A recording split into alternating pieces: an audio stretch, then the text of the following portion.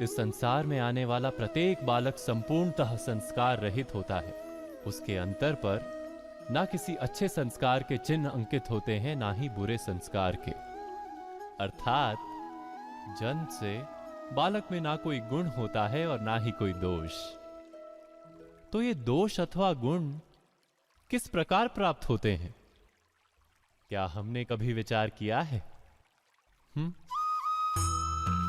जो बात माता पिता के मुख से निरंतर सुनी जाती है, वही बात उनकी संतानों के हृदय का संस्कार बनती है। जैसे किसी गांव में नदी तट तक एक पगडंडी बन जाती है केवल उस मार्ग पर बार बार चलने के कारण। अर्थात माता पिता के हृदय की इच्छाएं उनकी संतानों के हृदय का दोष अथवा गुण बनकर जन्म लेती हैं। क्या ये सत्य नहीं?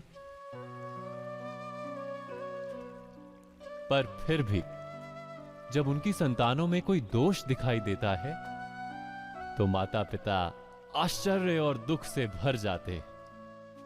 माता पिता का हृदय ये प्रश्न करता है कि उनकी संतानों में ये कुसंस्कार आए कहां से।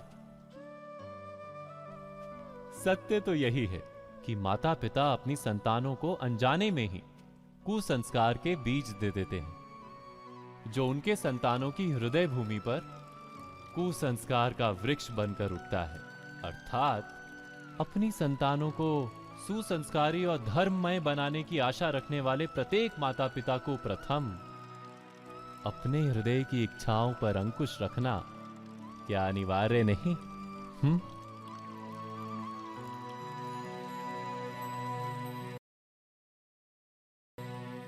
प्रत्येक माता पिता इस पर विचार अवश्य कीजिएगा।